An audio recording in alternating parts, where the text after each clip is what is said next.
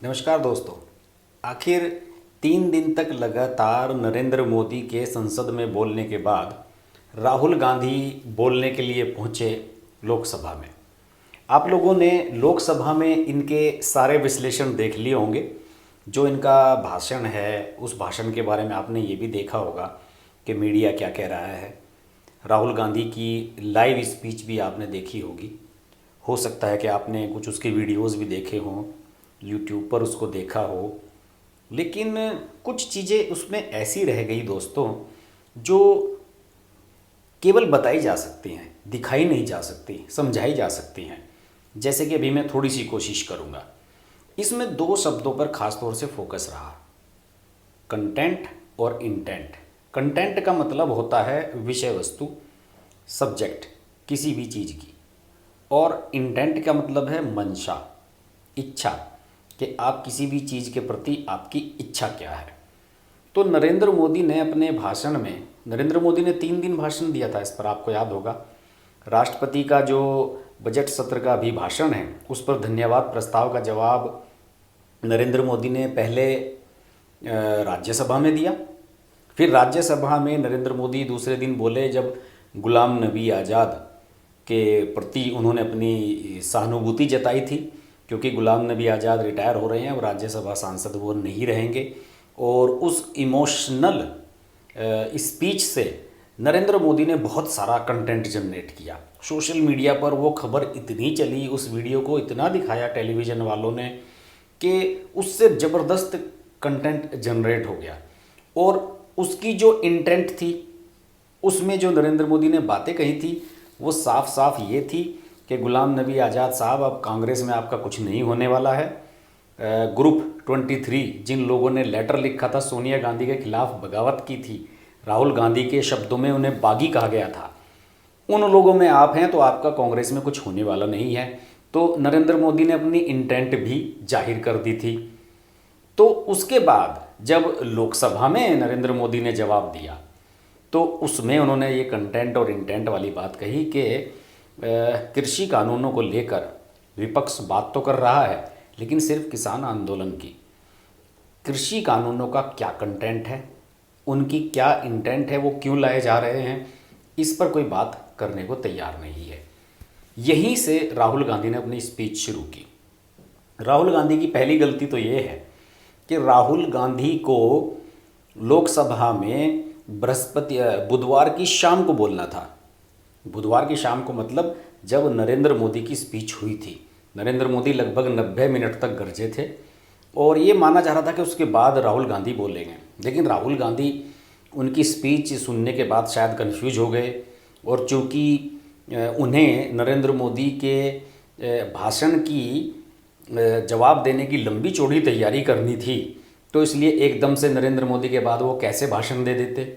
तो जब नरेंद्र मोदी ने भाषण शुरू किया लोकसभा में और अधीर रंजन और दूसरे नेता टोका टाकी करते रहे और नरेंद्र मोदी ने उन्हें डांट कर बैठा दिया, तो उसके बाद राहुल गांधी नाराज़ हो गए थे और लोकसभा छोड़कर चले गए थे। कांग्रेस सदस्यों के साथ वॉकआउट कर गया था। क्यों भाई? 90 मिनट तक नरेंद्र मोदी के सुई चुभाने वाले भाषण को कौन सुनता, कौन झेलता? और जब नरेंद्र मोदी बात करते राहुल गांधी के बारे में तो कैमरे का फोकस उनके चेहरे पर होता, तो जो कंटेंट जनरेट होता लोकसभा टीवी पर और उसके जरिए नेशनल टीवी पर, तो वो कुछ और ही होता। और सब जानते हैं कि नरेंद्र मोदी इंटेंट बहुत ध्यान से देखते हैं कि किस चीज़ के प्रति जो वो इंटेंट उनकी क्या है, उनकी मंशा क्या है और कहाँ वो उन्हें वार करना है। हरसिमरत कौर को भी उन्होंने धो दिया, दूसरे सब लोगों को अपने भाषण में धोया। तो राहुल गांधी नरेंद्र मोदी की स्पीच के दौरान संसद में बैठे नहीं रहना चाहते थे, इसलिए वो बहाना बनाकर वॉकआउट करके चले गए, जिससे कि घर पर जाकर या बाहर जाकर टीवी पर अच्छी तरीके से नरेंद्र मोदी का भाषण सुन सकें और उसका जवाब तैयार कर सकें और लच्छेदार भाषा उसके लिए ला सकें। क्योंकि उनकी जो टीम है वो संसद में तो मौजूद नहीं है कि उन्हें तुरंत नरेंद्र मोदी का भाषण और उसके बाद कंटेंट तैयार करके दे दे। तो इसलिए वो चले गए वहाँ से उठकर, और फिर आज यानी कि थर्सडे में आकर उन्होंने नरेंद्र मोदी की स्पीच के जवाब में अपनी बात कही। जो राहुल गांधी ने कहा वो कुछ इस तरीके से है कि राहुल गांधी ने ये कहा कि सालों पहले प्रधानमंत्री जी पर उन्होंने निशाना बनाया कि हम दो हमारे दो की सरकार है आपकी, और उन्होंने ये कहा है कि जो ये कानून लाए जा रहे हैं इनसे मंडियां ख़त्म हो जाएंगी और कृषि क्षेत्र कुछ उद्योगपतियों के हाथ में चला जाएगा। और प्रधानमंत्री जी ने अपने भाषण में कहा था कि विपक्ष केवल आंदोलन की बात कर रहा है और कानूनों के कंटेंट और इंटेंट के बारे में नहीं बता रहा है। तो मैं इन कानूनों के कंटेंट और इंटेंट के बारे में बताता हूँ। ये यहाँ से शुरू होती है वो स्पीच जो राहुल गांधी की टीम ने शायद उन्हें लिख कर दी होगी और जिसे वो कंठस्थ करके आए थे। उन्होंने ये कहा कि पहले कानून का कंटेंट यह है कि कोई भी व्यक्ति देश में कहीं भी कितना भी अनाज, सब्जी और फल खरीद सकता है। अगर खरीदी यानी कि परचेज असीमित होगी तो फिर मंडी में कौन जाकर खरीदेगा, इसलिए इसका कंटेंट मंडियां ख़त्म करने का है। अब वे इंटेंट पे आए। उन्होंने कहा कि दूसरे का जो कानून का कंटेंट है वो ये है कि कुछ उद्योगपति जितना चाहे उतना अनाज, सब्जी और फल जमा कर सकते हैं। इसका मतलब है कि दूसरे कानून का कंटेंट असीमित जमाखोरी शुरू करने का है। तीसरे कानून का कंटेंट यह है कि जब किसान अपनी उपज का सही दाम मांगेगा तो उसे अदालत में नहीं जाने दिया जाएगा। और राहुल गांधी ने ये कहा कि इनमें से एक कानून का इंटेंट यह है कि इनके दो बड़े मित्र, जिन हम दो हमारे दो के बारे में जिन्होंने बात कही थी, दो बड़े मित्रों में से सबसे बड़े मित्र सारे अनाज, सब्जी और फल बेचने का अधिकार मिल जाए। उनका इशारा अंबानी की तरफ था। और इसके बाद उन्होंने ये कहा कि तीनों कानून खत्म हो जाने से ये सारा का सारा चला जाएगा उद्योगपतियों के हाथ में। और उन्होंने दावा किया कि कानूनों से मंडियां खत्म हो जाएंगी, कुछ उद्योगपति जमाखोरी करेंगे और लोग भूख से मरेंगे, देश में रोजगार पैदा नहीं होंगे। उन्होंने यह भी आरोप लगाया कि प्रधानमंत्री जी कहते हैं कि उन्होंने विकल्प दिया है, उन्होंने भूख, बेरोजगारी और आत्महत्या का विकल्प दिया है। देखिए, जिसने भी उन्हें ये कंटेंट दिया, ये स्क्रिप्ट दी लिखकर, वो बड़ी इंटरेस्टिंग थी। और ये बिल्कुल भी राहुल गांधी की अपनी स्पीच तो थी नहीं, ये निश्चित रूप से उनकी टीम ने उन्हें तैयार करके दी थी। और जब राहुल गांधी बोल रहे थे तो उनके बीच में कुछ लोगों ने बोलना चाहा, जैसे संसदीय कार्य राज्य मंत्री अर्जुन मेघवाल ने कहा कि बजट पर चर्चा हो रही है तो कांग्रेस सांसद को इस पर बात करनी चाहिए। ओम बिरला ने राहुल गांधी से अपील करी कि वो बजट पर बोलें। हालांकि ये इस अपील में कोई दम नहीं था, क्योंकि नरेंद्र मोदी भी अपने भाषण में सारे में बजट के लिए कहाँ बोले थे, उन्होंने भी सारी तरह की बातें की थी। और उन्होंने कहा, सत्ता पक्ष के जब सदस्यों ने टोकने लगे तो राहुल गांधी ने कहा कि किसान भी बजट का हिस्सा हैं और उनका आदर करिए। किसान आंदोलन का हवाले देते हुए कांग्रेस नेता ने यह भी कहा कि यह सिर्फ किसानों का आंदोलन नहीं है, यह देश का आंदोलन है। किसान रास्ता दिखा रहा है, एक आवाज़ से पूरा देश हम दो हमारे दो की इस सरकार के खिलाफ उठने जा रहा है। ये उनकी इसकी टैगलाइन थी, हम दो हमारे दो, यानी कि नरेंद्र मोदी, अमित शाह और अडानी और अंबानी।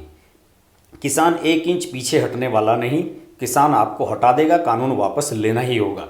और आखिर में उन्होंने फिर ये दांव खेल दिया कि जो किसान वहाँ पर जिनकी मौत हुई है, जो धरना दे रहे हैं 40, 45, 50 के करीब किसान, उन्हें उन्होंने शहीद का दर्जा दिया। खड़े होकर कांग्रेसियों ने खुद ही उनके प्रति मौन धारण कर लिया और फिर सब लोग चले गए। इस पर लोकसभा स्पीकर ने यह भी कहा कि संसद को, सदन को कैसे चलाना है वो मैं जानता हूँ।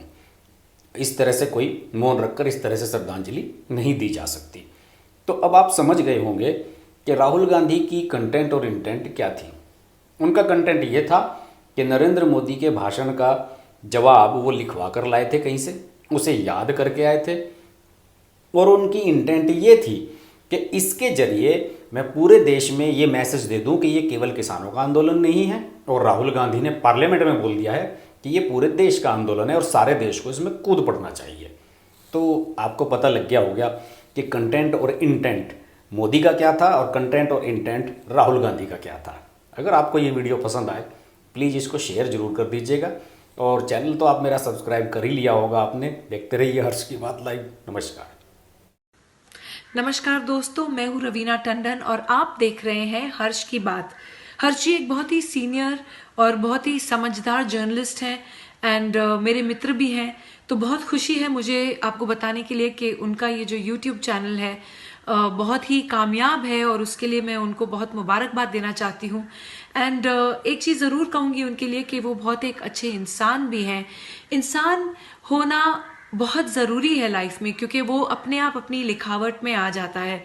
तो बहुत ही कम ऐसे हमारे होनहार जर्नलिस्ट रह गए हैं हमारी इंडस्ट्री में जो सोचकर और समझदारी के साथ, रिस्पॉन्सिबिलिटी और जिम्मेदारी के साथ आर्टिकल्स लिखते हैं।